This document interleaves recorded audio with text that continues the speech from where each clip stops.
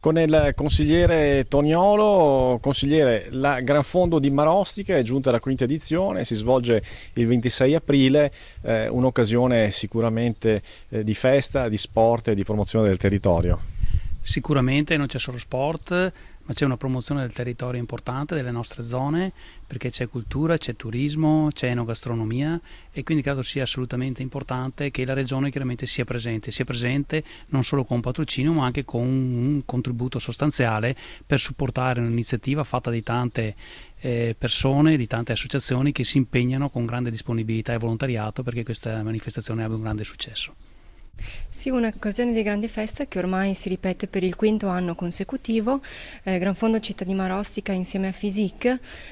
partirà anche quest'anno dalla Piazza degli Scacchi e proseguirà con tre percorsi, uno corto che è la novità di quest'anno, il medio e il lungo. Una grande possibilità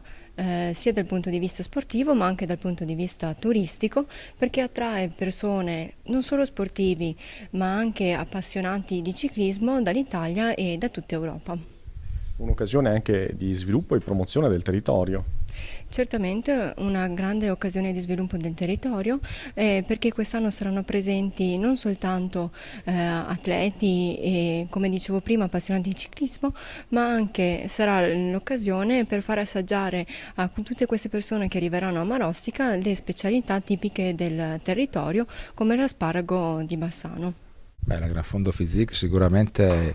è un appuntamento straordinario per gli appassionati del ciclismo, perché darà la possibilità di conoscere un territorio importante come quello pedemontano, e lo faremo in una cornice straordinaria che è quella del comune di Marostica, e quindi vi aspettiamo numerosi a questo appuntamento, dove non solo ci saranno le due ruote ma anche l'enogastronomia, il territorio e la tradizione.